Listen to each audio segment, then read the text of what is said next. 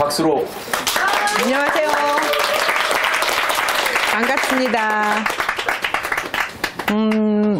만나 뵙게 돼서 너무 반갑고요.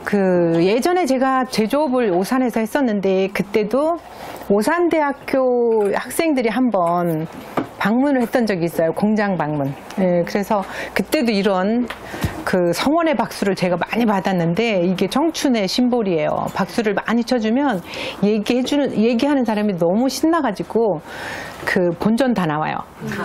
내가 갖고 있는 노하우를 그다음에 경험을 다 공유할 수 있는데 이게 산만해지면 아니면 안 들어주면 말을 할 수가 없어요. 저는 제일 큰 꿈을 가지고 있었던 게 전원 생활에 대한 꿈이 있었고요. 그래서 한 15년 전서부터 계속 돌아다니면서 찾다가 찾은 게 양지입니다. 요 앞이 저희 집이고요. 여기는 저희 집에서는 장동건이 임페리얼 술 광고를 한번 찍었고, 성동일이 자기 아이들 둘을 데리고 와서 홍희 장군 광고를 찍었어요. 그러니까 광고 업계에선 굉장히 알아주는 단지인데 아주 예뻐요. 제가 어렸을 때 꿈꿨던 그 단지예요, 여기가. 그래서 많이 발품 팔아서 다녔는데, 전원 생활에 이제 정착을 한 게 여기로 정착을 한 거고, 수원에서 이쪽으로 이사 온 지가 13년 정도 됐습니다. 무만동에서 살고 있었고요. 첫 번째 꿈이었던 전원 생활을 하면서 농사를 짓고 텃밭을 가꾸고 강아지를 키우고 이런 거 너무 좋은 거예요.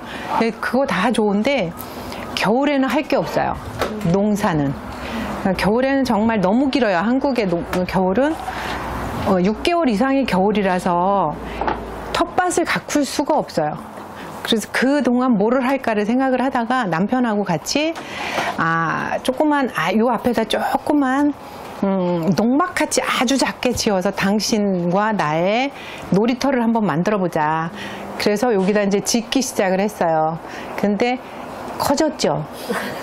판이 좀 커진 거예요, 지금. 워낙은 우리가 빵에 대해서 잘 몰랐기 때문에 충분히 더 공부하고 연습하고 그러고 나서 이제 내놓으려고 아주 작게 시작을 하려고 했는데, 이 책을 만나게 되면서 제가 조금 바꾼 거예요.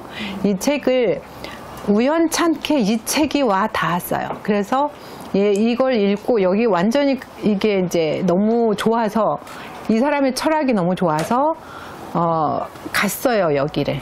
이 책을 쓰신 분이 유명한 건축가하고 시골 빵집 주인이 주고받은 편지 내용인데, 그래서 겨울에 홋카이도 근처에 이 진도몰이라는 빵집이 홋카이도에서 한 2시간 거리예요. 근데 이제 그냥 가기에는 비용도 만만치 않잖아요. 그래서 패키지 상품을 찾았죠. 나사 연구원들도 못 푼다는 그 패키지 가격이 장난 아니게 좋은 거잖아요. 한국은 정말 좋은데 그냥 항공권 끊는 것보다는 하나 투어인지 모두 투어에서 패키지 상품 중에서 그쪽 가는 거를 찾아가지고, 가기 전에는 얘기 안 하고 있다가 인솔자가 반대해요. 여기서부터 얘기하면 여행사에서 용납을 안 하니까 개인 행동을. 거기 가서 그날만 딱 하루, 저희 개인적인 비즈니스가 있으니까 조금 시간을 할애해 달라고 따로 별도로 움직였어요. 그래서 이제 이 집을 가봤죠. 정말 아무것도 없는 허허벌판에 일본의 삿포로나 홋카이도 쪽은 너무 눈이 많이 쌓여 있어요. 온 천지가 눈인데 옆에 민가도 없고 아무것도 없어요. 눈 쌓인 그냥 요테이산, 거기는 정말 유명한 스키장이 많은데 요테이산 밑에 있는 아주 작은 그런 빵집이에요. 정말 작아. 아무것도 꾸민 것도 없어요. 그런데 가봤더니 딱 요 사이즈예요. 저희 사이즈인데 딱 도착했더니 부부가 일을 하면서 매장만 공개를 해요. 사진도 못 찍게 하고, 그 다음에 오픈하지 않아요. 화장실조차도. 그러니까 그렇게 많이 사람들이 온다는 거예요. 거기를. 그 먼 곳인데도 불구하고. 그리고 왜 그렇게 오냐 하면 이 사람이 이 책으로 인해서 유명해진 것도 있지만 이 두 부부가 빵을 만드는 철학이 있어요. 집을 지을 때도 철학이 있고. 그래서 이 사람은 원래는 프랑스에서 공부를 한 요리사였어요. 요리사였는데 일본에 돌아가서 셰프로 일을 하다가 그 근처에 있는 프렌치 레스토랑에서 일을 하다가 자기가 독립하고 싶어서 나와서 가마를 자기가 이렇게 벽돌 쌓아가지고 가마를 자기가 제작했어요. 그래서 거기서 자기 돈이 없으니까 자기 집에서 한 부분 5평 정도의 면적에 여기를 매장으로 쓰고 그 밖에 가마를 자기가 만들어 놨는데 그 가마가 고열에 견디지를 못하는 거예요. 그래서 깨지고 부서지고 그리고 이제 비 오는 날은 비도 새고 그러니까 이 사람이 자기가 공부했던 프랑스에 가서 프랑스의 최고로 좋은 빵 화덕을 주문을 하고 들어와서 건축가한테 내가 돈이 없으니까 설계비를 줄 수 없다. 난 빵으로 구워서 평생 당신한테 설계비를 줄 테니까 설계를 좀 해달라. 나는 이런 상황이다. 그냥 자연 재료를 가지고 빵집을 짓고 아주 자연 친화적으로 빵집을 지어서 내가 와이프하고 아이 하나 키우면서 평화롭게 자연에 순응하면서 살고 싶다. 그걸 충분히 설명해서 얘기해 줬더니 건축가가 그거를 받아들여서 몇 번을 왔다 갔다 하면서 서로 조율을 해가지고 지은 집이었어요, 그게. 그래서 이제 오히려 책으로 인해서 훨씬 유명해진 경우죠. 우리나라에서 번역이 돼서 나올 정도면, 그러니까 그런 허허벌판에도 빵집이 들어서서 확고한 어떤 자신감으로 한다면 승산이 있다는 거예요. 거기서 저희는 많이 힌트를 얻었어요. 그래서 들어와서 이게 원래는 저희가 텃밭으로 쓰기 위해서 쓰였던 밭이에요. 이게 밭이었어요. 정말 쓸모없는 땅이었는데 이거를 이제 정리를 하면서 건축을 시작을 하는데 이 책에 있는 도면을 갖다가 제가 다시 재구성을 해서 설계 회사에 하고 절충을 해서 이제 착공을 들어가면서 프랑스에 갔죠. 또 이거 가마를 이제 장작 가마를 구입하러 이때도 마찬가지로 똑같은 여행사를 패키지를 찾았어요. 그래서 뭐 프랑스 파리로 들어갔다가 프랑크푸르트로 나오는 거였는데 베네룩스라는 그 프로그램이 있어요. 거기는 못 가봤었거든요. 그래서 몽쉘 미셸이라든가 이렇게 프랑스 쪽을 돌고 네덜란드, 룩셈부르크 이렇게 돌아서 독일로 해서 나오는 거였는데 그 회사, 저 가마 회사하고 제일 가까운 곳을 지나가더라고요. 그 프로그램이. 그래서 이제 제가 그걸 선택해서 가서 다 보다가 하루 일정을 여기서 가기 전에 프랑스에 가면 영어도 아니고 이거 말을 어떻게 해야 돼? 그래서 이제 그쪽에 유학가 있는 사람들 통역해 줄 사람을 찾았어요. 그러니까 인터넷이 너무 잘 돼 있어 갖고 어느 지역에 가도 나를 통역해 줄 사람을 찾으면 돈만 주면 다 되는 거예요. 그래서 그 여자분인데 성악을 하러 갔다가 거기서 결혼해서 정착해서 사는 분이었어요. 그분하고 미리 메일을 주고받으면서 우리가 여행 일정이 이런데 이때 호텔에 와서 우리를 픽업해서 이 회사까지 2시간 거리인데 데려다 주고 우리를 통역해 주고 그 다음에 우리를 다시 우리 일행들이 묵는 호텔까지 다시 데려다 주는 게 당신이 해야 될 일이다. 얼마면 되겠냐를 미리 얘기를 해서 약속했죠. 그 여행 중에 그 사람이 나타났어요. 그 호텔에. 너무 그 통역에 있어서는 조금 미숙한 거예요. 그래서 저희가 잘 못 알아들었어요. 그날 이제 그 화덕을 보러 가서 프랑스 사람들이 말하는 거를 우리한테 100%, 80%도 아니고 50%도 못 알아들은 거예요, 거의. 어쨌든 하여튼 그렇게 해서 거기서 옵션을 계약하고 어떻게 했으면 좋겠다, 우리가 어떤 형태였으면 좋겠다라는 걸 보고 거기를 전부 그 회사를 시찰을 해봤죠. 프랑스는 워낙 주식이 바게트잖아요. 그러니까 어느 동네를 가나 저런 빵집이 다 있는 거예요. 특히 북부, 동북부 알자스 지역, 스트라스부르크 그쪽은 동네 하나만의 빵집을 허용한대요. 허가를 내준대요. 하나만. 그러니까 미용실과 빵집은 하나인데 그러면 내가 맛없으면 어디로 가요?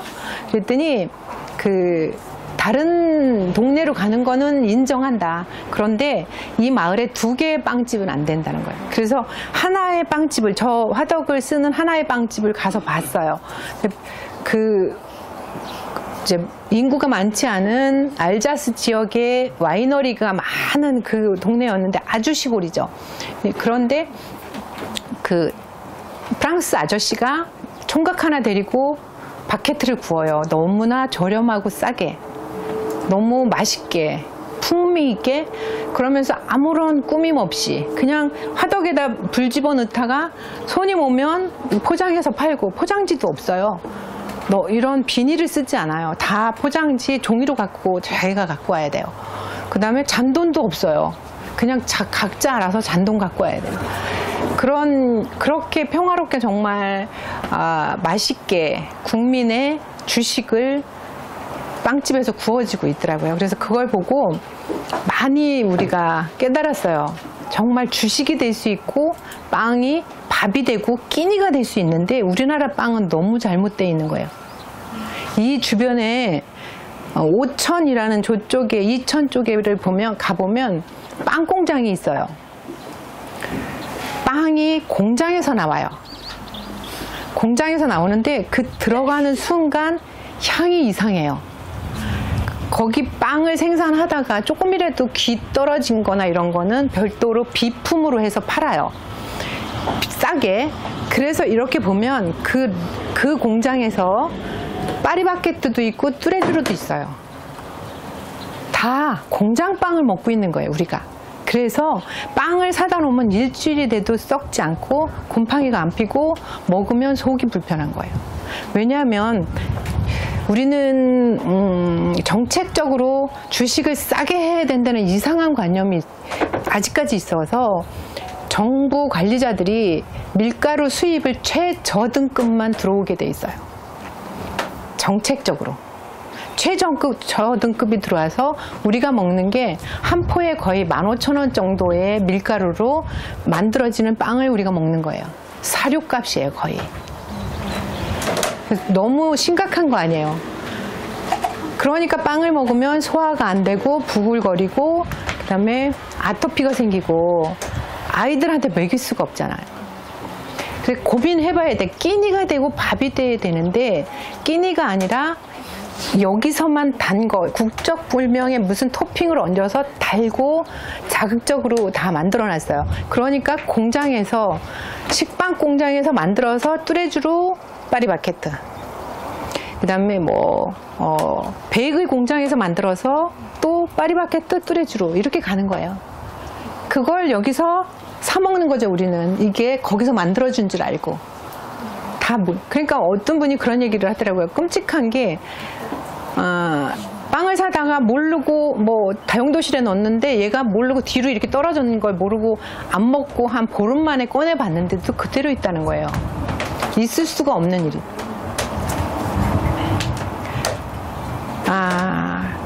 이곳에 빵집을 열고 우리가 첫 번째로 하기 시작한 거는, 빵집을 열기 전서부터 했던 거는 사람들의 입맛을 어떻게 맞출 수 있냐. 건강한 빵 그럼 맛없다고 그래요. 맛없다.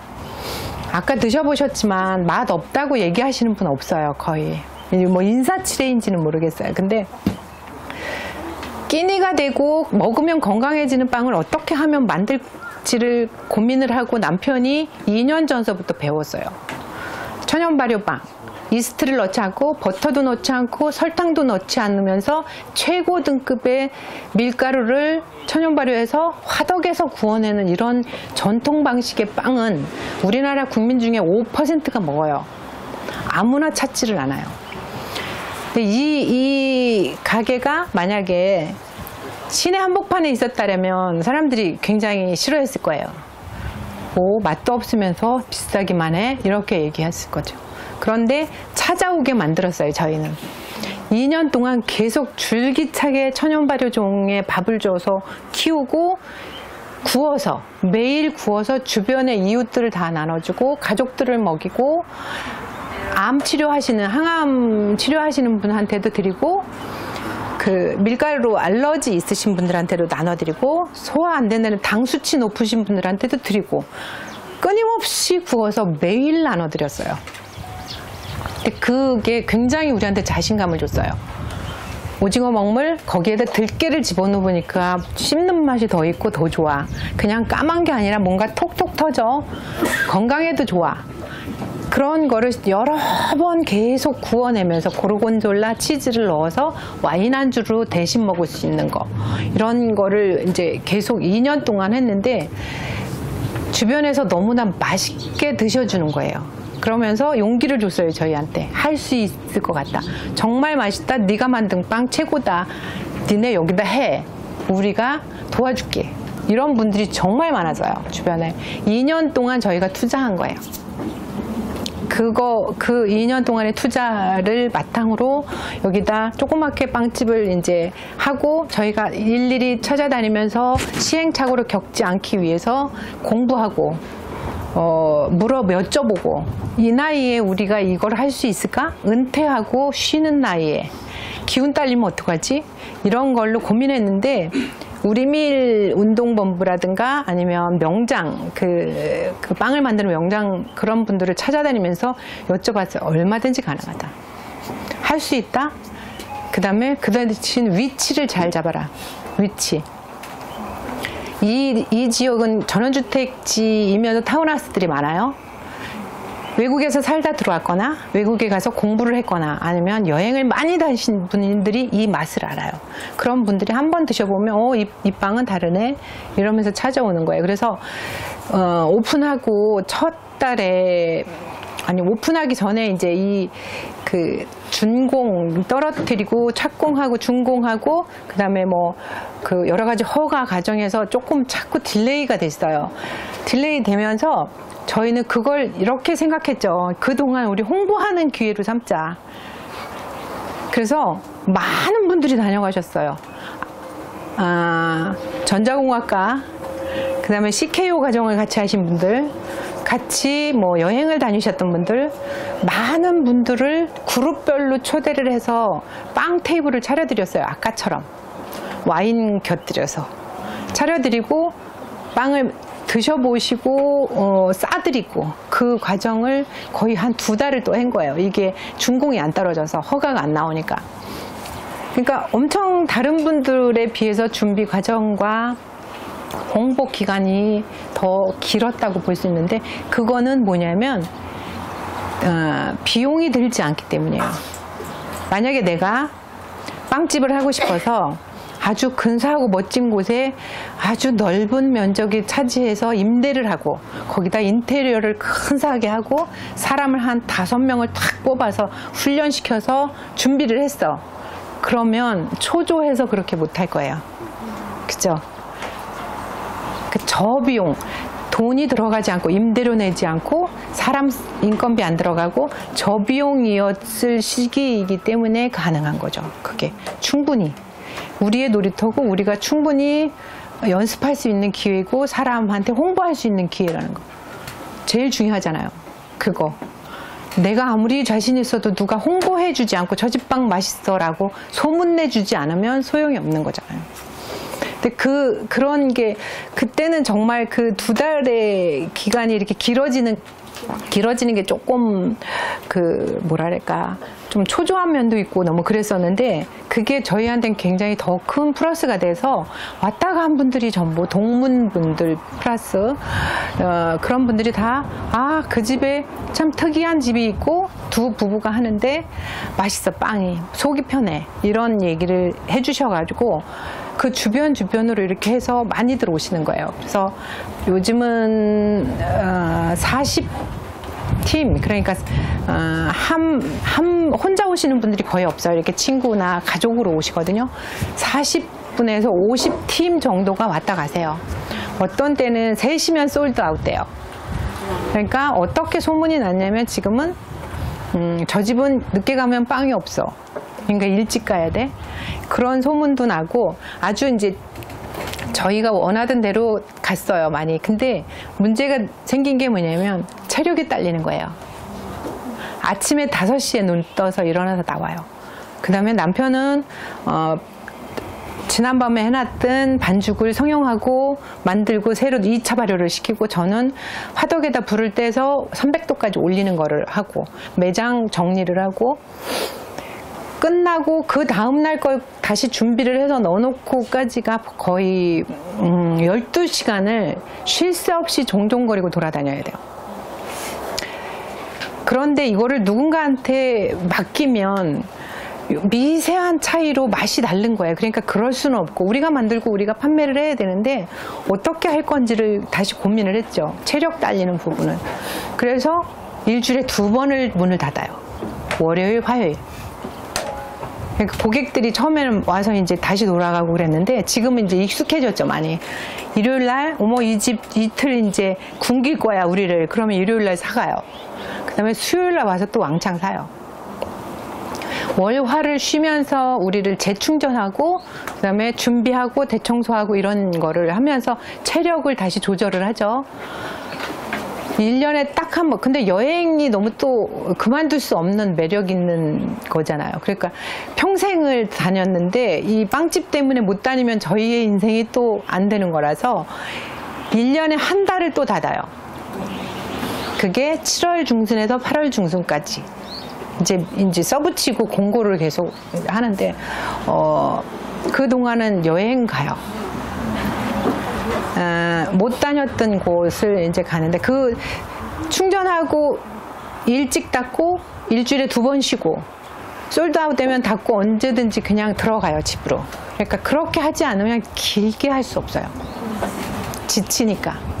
그래서 그 체력적인 부분은 이제 그렇게 하면서 가고 많이 익숙해졌죠. 지금 6개월 가까이 됐어요.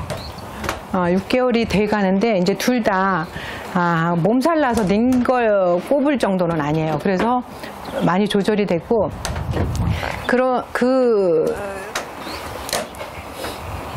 굉장히 중요한 요건 중에 하나가 이제 재무적인 문제잖아요. 돈이 되지 않으면 길게 존속할 수 없다는 거. 근데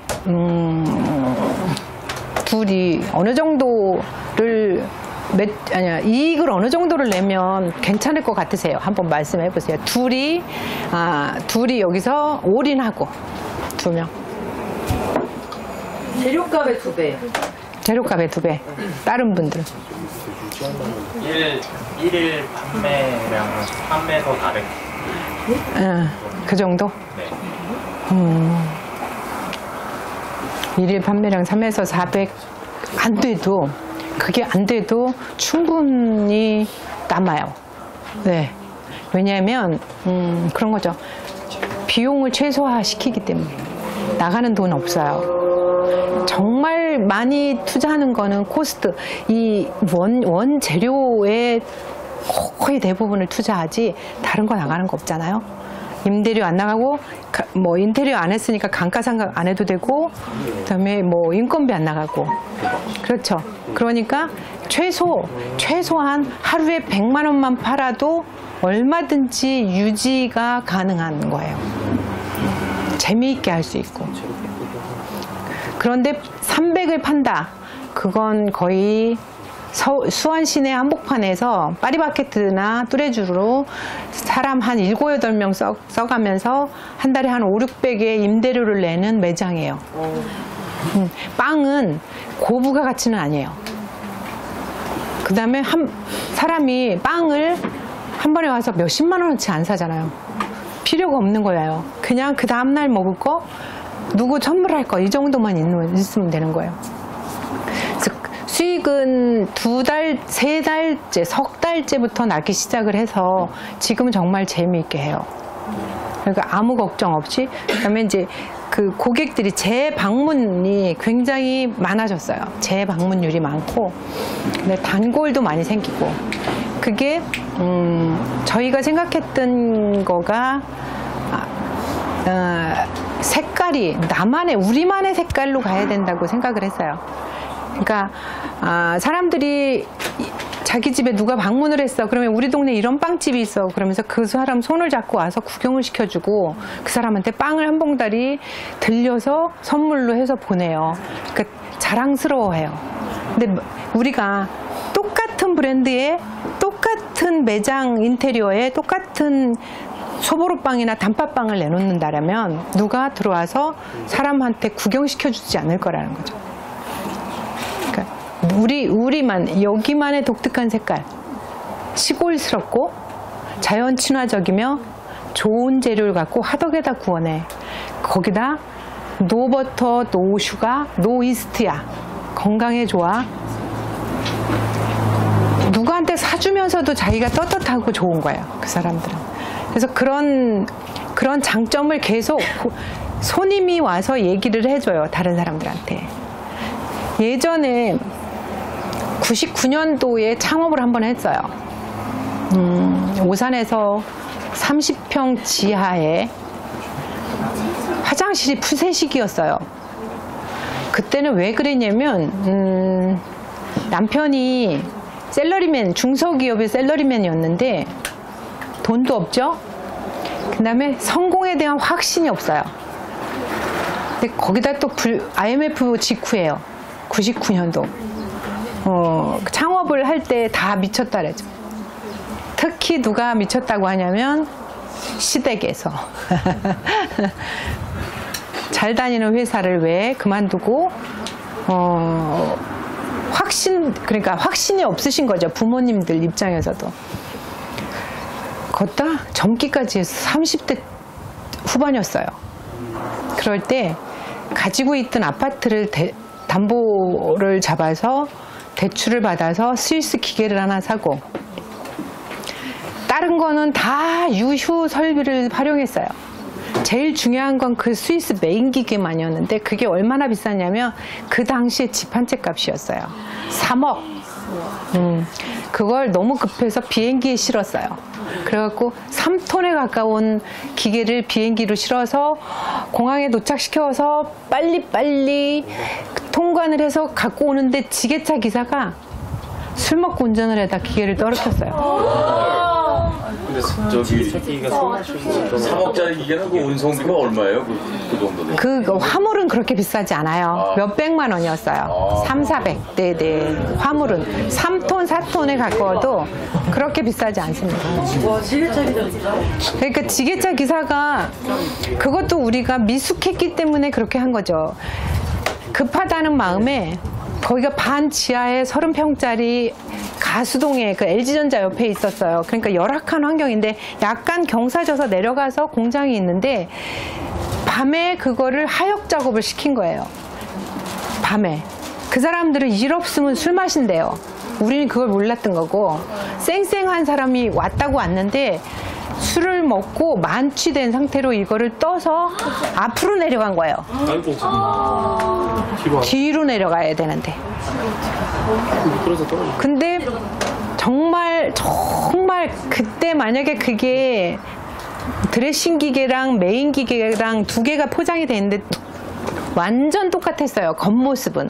근데 박스를 딱 뜰 때 메인 기계를 뜨지 않고 드레싱하는 기계를 이 사람이 뜬 거예요. 그런 거야. 그거는 사실 그렇게 비싼 것도 아니고 쉽게 고칠 수 있는 거였거든요. 그래서 천만다행히 그거 하나만 떨어뜨리고 메인 기계는 못 내린 상태에서 도망갔어요. 이 사람은. 근데 경찰이 당연히 왔죠. 그 경찰이 그 사람을 이제 데리러 간 거죠. 다시 잡으러. 이제 혈중 알코올 농도 측정을 해야 되는데 도로교통법 위반이 아니기 때문에 그거를 그 사람한테 뭔가를 물을 수 없대요. 우리가 만약에 제조업으로 뼈가 굵은 사람이었다면 그런 실수는 안 했죠. 그때 그 당시에 화성경찰서장이 그런 말씀을 하셨어요. 밤에 하역 작업은 하지 마세요. 쌩쌩한 낮에 밝을 때 그런 중요한 작업은 그런 때 시켜야 하는 겁니다. 우리도 잘못이라는 거죠. 그러면서 30평 지하 공간에 아줌마 2명과 아저씨들 2명을 고용을 해서 지금도 계속 쓰여지고 있죠. 저 핸드폰 속에 들어가는 회로 기판, 반도체 칩이 올라가는 회로 기판을 이제 다 만들고 그 외곽을 가공하는 엔드밀이에요. 엔드밀. 핸드폰이 점점 더 얇아지고 작아지고 그 속에 너무 많은 회로를 심었다 보니까 이 가공하는 게 아주 점점 작아지는 거예요. 머리칼 굵기로. 그 현미경 보고 가공을 해야 돼요. 그 재료는 텅스텐 카바이드라고 아주 강한 재료고, 그걸 실스 기계로 가공을 해서 그게 LG전자, 삼성, 대덕전자, 영테크라는 이런 PCB 회사들한테 들어가는 건데, 그거는 아무도 생산을 안 했어요. 한국에서 다 수입이었어요. 독일, 일본, 미국에서 전량. 그 하나의 바가 저희가 생산하기 전에는 3천 몇백 원씩 했대요. 바늘이에요, 바늘. 굵기가. 저희가 생산에 딱 들어가니까 값이 떨어졌어요. 왜냐면 국산화 시킬 거니까. 근데 아무도 안 써줘요, 우리 거를. 왜냐면 검증이 안 돼 있으니까. 아무도 안 써줘요. 엄청 잘 해줄 것 같은 사람들이 써주지 않아요. 왜냐면 품질에 문제가 생기면 자기가 책임져야 돼. 근데 괜히 그거 바꿔서 조금 싸다는 이유로, 국산이라는 이유로 바꿨다가 그 독방 내가 쓰게 돼. 그러니까 담당자들이 안 움직여요. 그래서 정말 피가 마르는 경험을 했어요. 직원들 월급은 줘야 되고 월세는 내야 되는데 돈이 통장에 잔고가 하나도 없는 거예요. 은행이라는 데는 너무 웃겨요. 비가 오면 우산 뺏어가고, 비 안 오는 날, 햇빛 쨍쨍한 날 우산 받쳐줘요.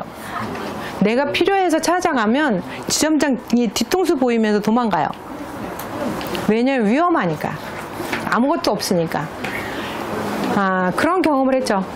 그런데 버틸 수 있었던 건 최소한으로 갔기 때문이에요.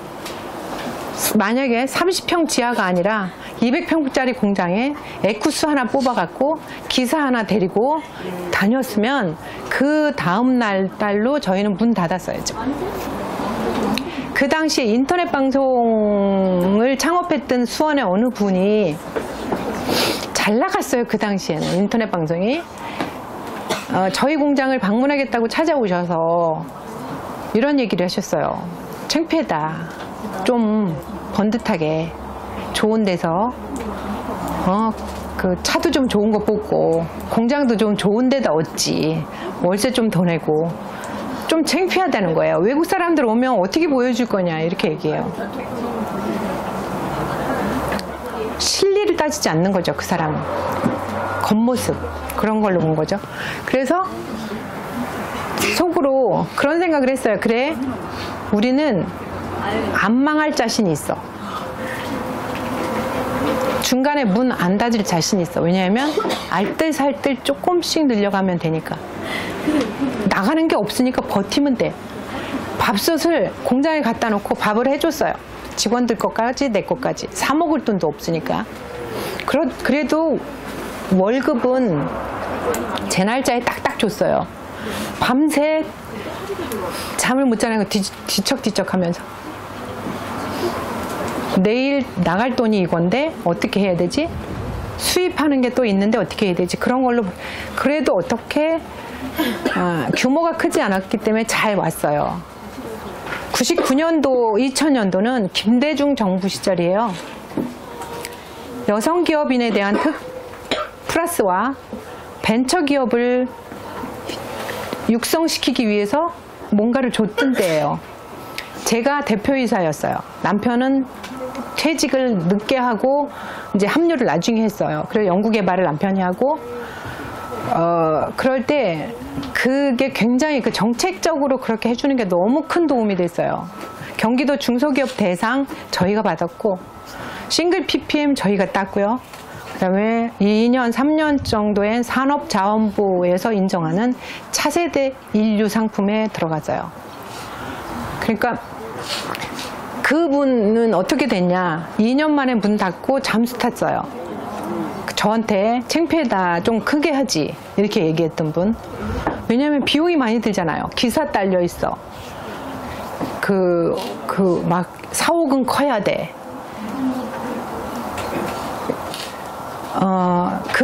그거를 똑같이 저희는 경험을 했기 때문에 이거를 창업하면서도 조금이라도 염려는 되는 게 없었어요. 왜냐하면 알거든요.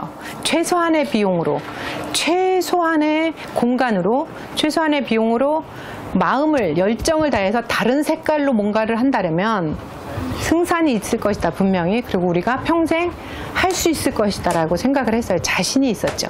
빵에 대한 자신은 2년 동안 그래서 한 거고요.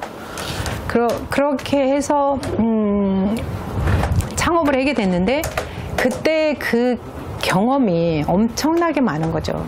엄청난 큰 플러스가 돼요. 남편이 만약에 대기업에서 어느 한 부분만 맡아서 경험을 쌓았거나 제가 집에서 전업주부로 살았다면 못했을 거예요. 중소기업의 열악한 중소기업에서 산전수전 공중전 다 겪은 거예요. 남편은 외국에서 바이어 오면 일요일 토요일 없이 나가서 그 사람들 데리고 픽업해서 돌아다녀야 돼. 그때는 없었어요. 우리 애들 둘 키우는 동안 목욕 한 번 못 시켜줬어요, 남편이.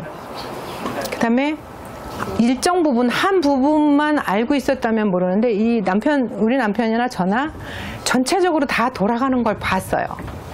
회계, 홍보, 다른 기타, 영업, 그 다음에 뭐 여러 가지 요소죠. 생산 관리, 품질, 고객 관리 다 봤잖아요.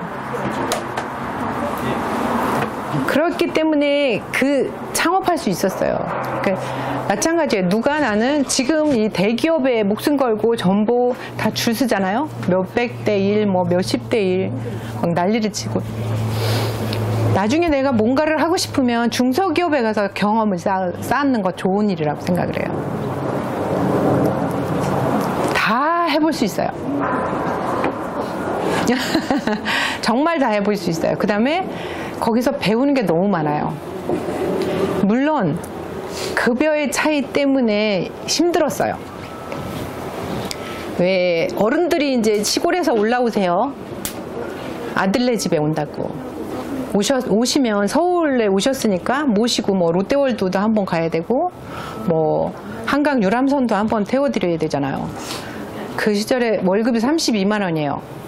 84년도에 6년도에 어른들 왔다 가시고 한 며칠 있으면 월급이 바닥나요. 그러니까 그 정도로 형편없는 급여였죠. 그렇지만 그거보다 훨씬 많은 경험을 쌓았어요. 그리고 언젠가는 내가 내 일을 할 것이다 라고 생각을 하고 염두에 두고 살았죠. 그 중에서 하나 찾은 게 틈새였어요. 남들이 대기업에선 요거를 만들기는 하지만, 만들 수는 있지만 대기업에서 그렇게 투자하기에는 이 시장이 너무 작아. 개인들은 기술이 없어. 그냥 일반인들은 기술이 없어요.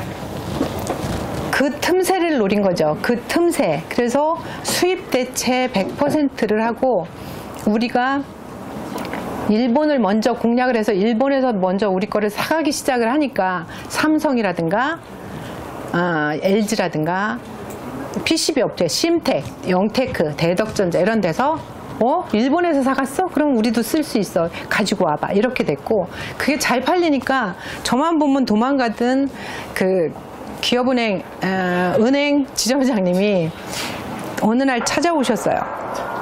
조건 없이 10억짜리 마이너스 통장을 만들어 드리겠노라고. 필요 없다 그랬죠. 필요 없습니다. 그런 은행하고는 거래하고 싶지 않습니다. 거의 석고대죄하는 심정으로 찾아온 거예요. 잠재력을 아니까. 독보적이었거든요. 4년 동안 정말 처음에 그 30평짜리 지하에서 시작해서 딱 1년 만에 200평짜리 오산에 있는 다른 공장으로 갔어요. 이사를 하고 다시 또 2년 만에 청계리 기흥에 있는 1000평짜리 땅을 받았어요. 산업단지를. 급속도로 성장을 했죠. 정말 그 낮과 밤을 모르고 살았어요, 거의. 그런데 빨리 지치더라고요. 그게 너무 쉬지 않고 달려서. 제일 가슴 아픈 게 우리는 3교대를 할 수밖에 없어요. 장비가 비싸니까. 장비를 세웠다 다시 세팅하는 시간이 너무 많이 걸리는 거예요. 그래서 365일 거의 24시간을 돌려요. 교대로. 그러면 집에 가서 자다가 우리 공장 쪽에서 무슨 소리가 들려요. 앰뷸런스 소리나 뭐 소방차 소리. 그러면 기절을 하고 깨는 거야. 우리 공장에 불 났나? 그 다음에 아침이면 와서 그 밤샌 근로자들을 보면 얼굴이 하얘요. 밤을 샜으니까. 그게 너무 가슴 아픈 거예요. 24시간 하는 거는 할 짓이 아닌 것 같은데 그 산업의 특성이 그런 걸 어쩌겠어요. 그래서 계속 하면서 이제 상승 곡선을 쫙 타는데 국제 정세가 규모의 경제로 갈 수밖에 없었어요. 우리가 그 기계 3억짜리 기계 스위스 기계를 한 대를 가지고 시작을 했는데 나중에 24대인가까지 들렸거든요. 그런데 대만해를 가보니까 수백 대가 깔리는 거예요.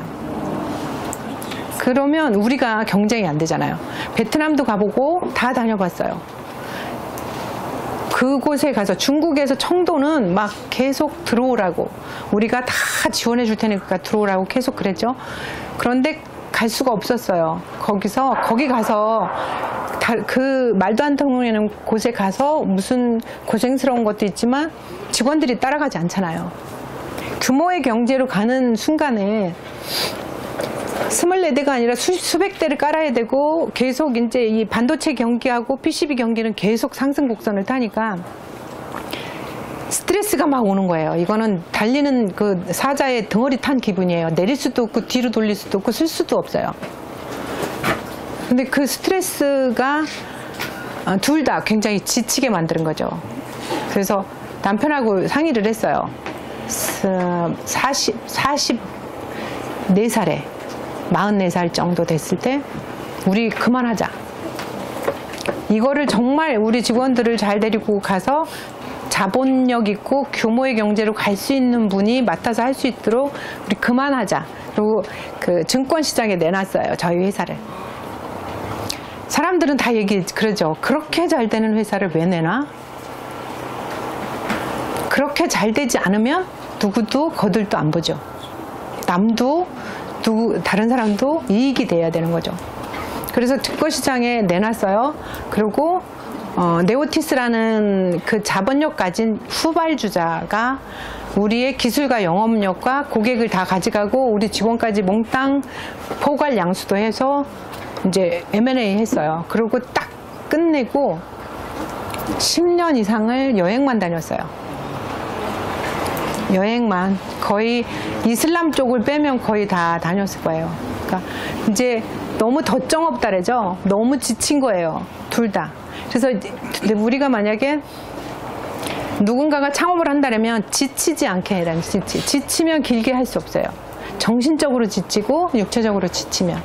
그게 24시간 365일 하는 산업이기 때문에 지칠 수밖에 없는 거죠. 그래서 그런 부분 때문에 많이 이걸 창업하는데, 빵집을 창업하는데, 물론 고부가가치는 아니죠. 그렇지만 빵집을 창업하는데 굉장히 큰 도움이 됐어요. 중소기업에 다녔던 거, 그 다음에 한번 제조업을 했던 경험, 그 다음에 이게 그렇게 작게 갈 수 있었던 거, 알뜰살뜰 할 수 있는 거, 이런 게 전부 다 도움이 됐고, 이것도 마찬가지로 틈새 시장이에요. 여기도. 대기업에서 손을 댈 수가 없어요. 천연 발효는 밀을 당화시켜가지고 만드는, 자기들이 속에서 효모가 커가지고 얘들이 볼륨을 만들고 빵을 만들어요. 그런데 이거를 대량으로 만들 수 없어요. 다음 주에 어느 대학에서 교수님들하고 교직원들을 위해서 125세트의 우리 집 빵이 이제 주문이 들어왔어요. 총장님이 주문하신 거예요. 어버이날. 그 이상은 받을 수 없는 거예요, 우리는. 그게 정말 최고예요. 왜냐하면 일일이 다 천연 발효 종을 더 키워서 반죽을 해서 2차 발효시켜서 화덕에다 구워내야 되는데 그렇게 대량으로 갈 수가 없잖아요. 그런 거. 그렇기 때문에 큰 기업에서 손을 안 대요. 돈이 안 되죠. 작으니까. 어떤 사람이 저한테 와서 뭐든 하면 왜 이렇게 잘 돼?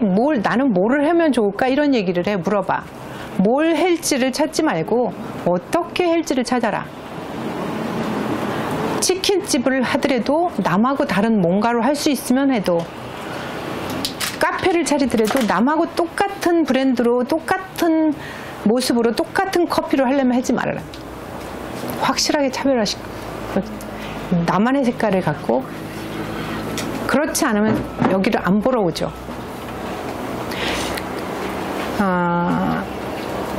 정말 제일 중요한 거는 그 다음에 인간관계예요.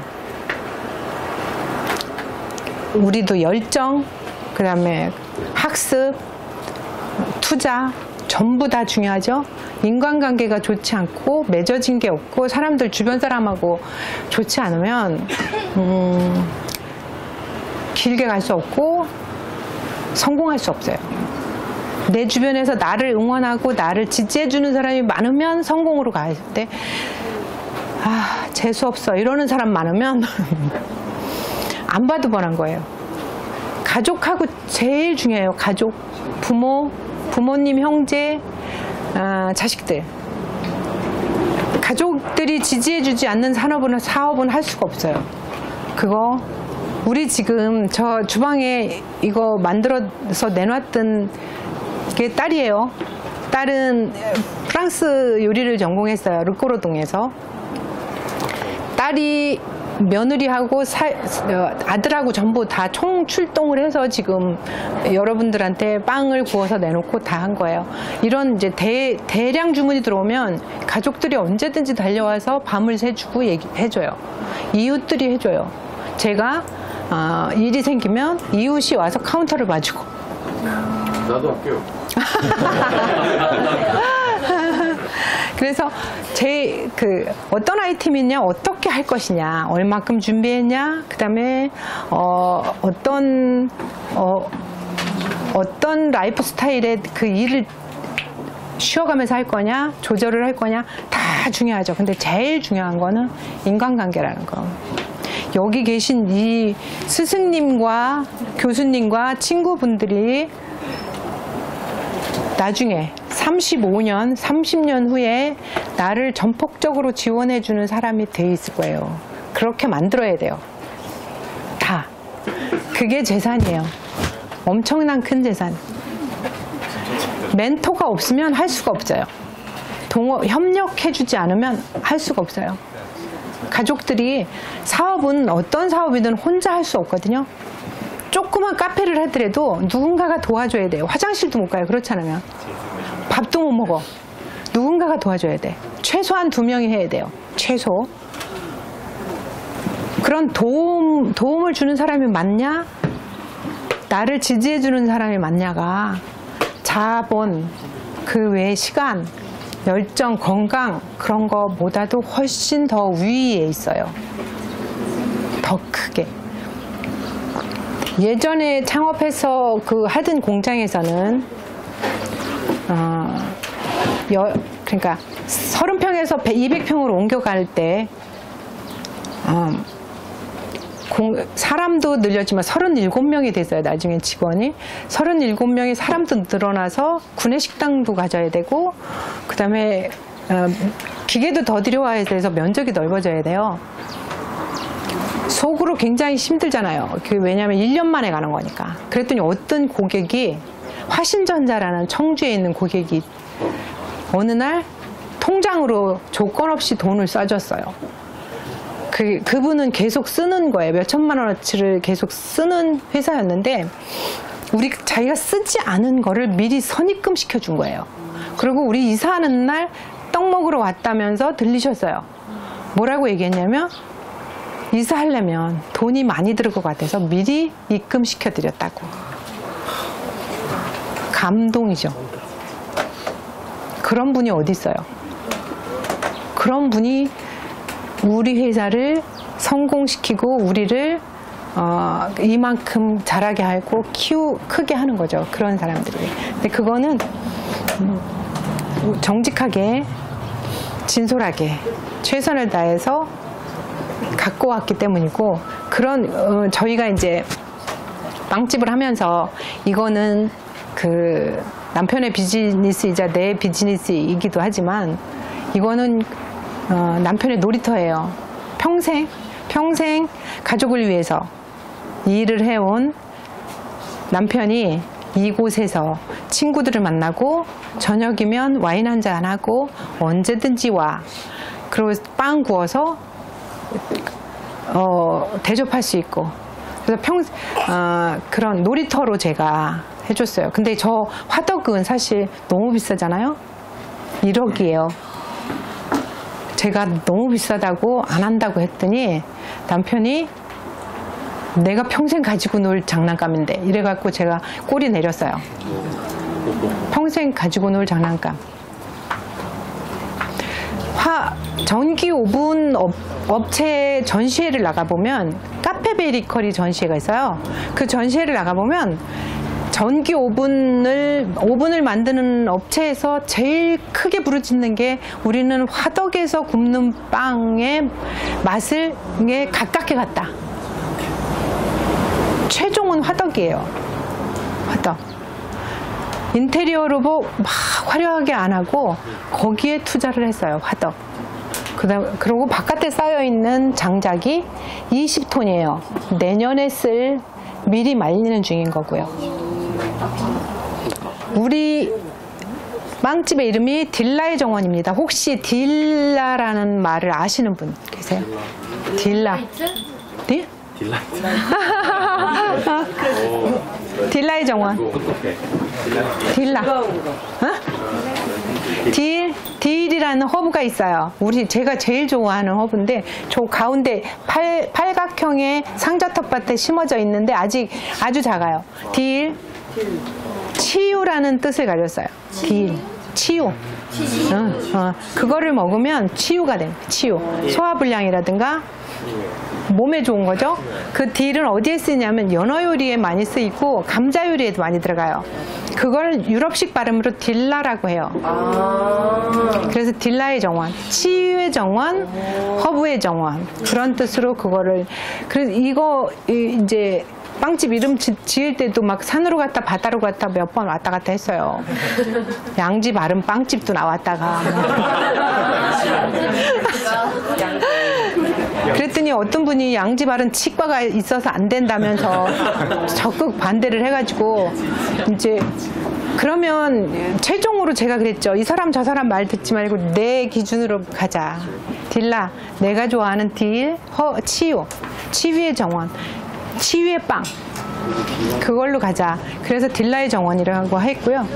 이 공간은 남편과 저의 놀이터이면서 제2의 인생에 꽃을 피울 곳이고요. 저희 목표는 전국에서 제일 유명하고 건강한 맛있는 빵을 굽는 특별한 명소가 되는 거예요. 그래서 누구나 다 와보고 싶어하는 공간.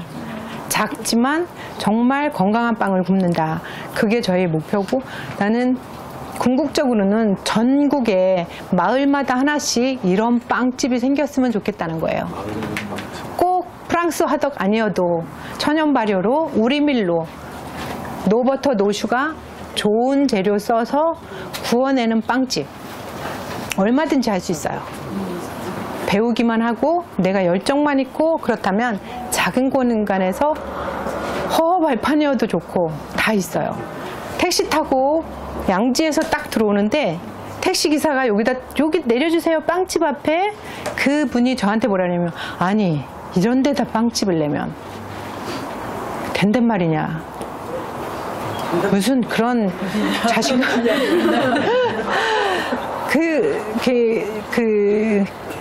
고정관념이죠. 고정관념. 지금도 두 가지에 딱 생각 들이세요. 기발한 아이디어, 좋은 생각, 참신하다 이렇게 얘기하시는 분들과 아니 무슨 근거 없는 자신감으로 이런 데다 이렇게 얘기해요. 그렇지만 우리는 자신 있어요. 한번 왔다 가신 분들이 꾸준히 계속 오시거든요. 와서 우리를 응원해주고 맛있다, 건강하다, 속 편하다, 먹고 나면 아침에 부을 줄 알았는데 붓지 않았다, 그 다음에 당 수치가 안 올라갔다, 그런 얘기를 들으면 그 피로가 확 풀리면서 힘이 불끈 솟아요. 굉장히 고단한 일이에요. 이 빵집을 하려면 건강하지 않으면 안 돼요. 정신 건강, 육체 건강. 남편은 술 별로 안 하고 담배 안 해요. 미각이 깨어 있어야 돼요. 미각. 근면성실해요. 아침 5시면 눈 떠서 기초 체력, 기본 그 운동을 하고 집에서 몸을 풀고 그러고 난 다음에 나와서 여기서 매일 그 시간이면 시작을 해요. 정말 고단한 일이에요. 극한 직업이고, 그리고 체험 삶의 현장이고, 맨날 그 뭐죠? 윤여정이가 해든 윤식당이에요. 매일 다른 손님이 오시고 매일 똑같은 얘기를 하고 12시간 쉴 수 없이 종종거려야 되고, 그렇지만 건강한 먹거리를 생산해서 우리는 평생 우리 자식들을 먹이고 내 가족을 먹여 살리고 주변에 나누고 여기서 이런 빵집을 할 것이다. 왜? 가치가 있어요. 그만한 가치가. 먹거리에 대해서. 슬로푸드 회원이거든요. 그래서 알아요. 우리나라 빵의 현실이 어떤지. 근데 그분들을 욕할 수 없어요. 살인적인 임대료 어떻게 할 거예요? 그다음에 4년에 한 번씩 4년에 한 번씩인가 뚜레쥬르나 파리바게뜨는 인테리어 공사를 다시 하라는데요. 강제로. 안 하면 니네들하고 계약 이제 취소야. 그러면 1억 원 돈 들여서 또 인테리어 공사를 해요. 본사가 그렇게 갑질을 하는 거죠. 똑같은 거. 그러니까 또 똑같은 갑질을 당하면서도 하는 건, 그 사람들이 하는 건 준비기간이 너무 짧다는 거예요. 컨설팅 업체 찾아가서 뚜레쥬르 여기다 하면 좋을 것 같아요. 저기다 파리바게뜨 하면 좋을 것 같아요. 어디다 독일 빵집 하면 좋을 것 같아요. 카페 한번 해보세요.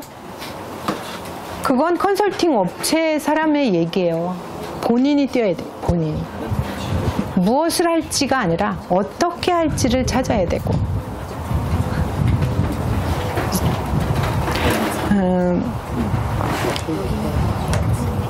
이번에 여행 갈 때는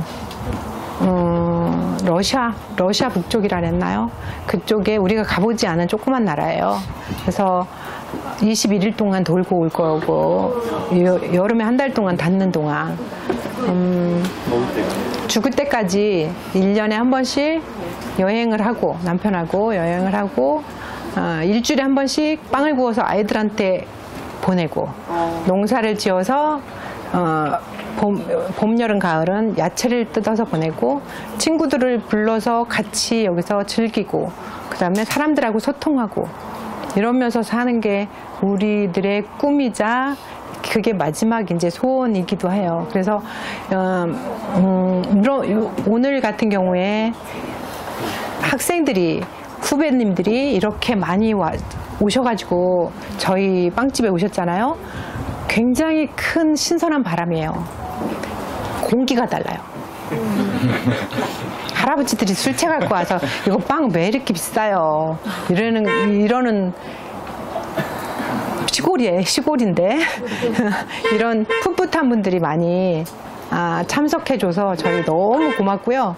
언제든지 지나시는 길에 친구 손잡고, 부모님 손잡고, 아니면 여자친구, 남자친구 데리고 오시면 따뜻한 커피와 따뜻한 빵으로 대접을 할 테니까 오셔서 꼭 말씀하세요. 늙으면 제일 문제가 기억력이 없다는 거예요.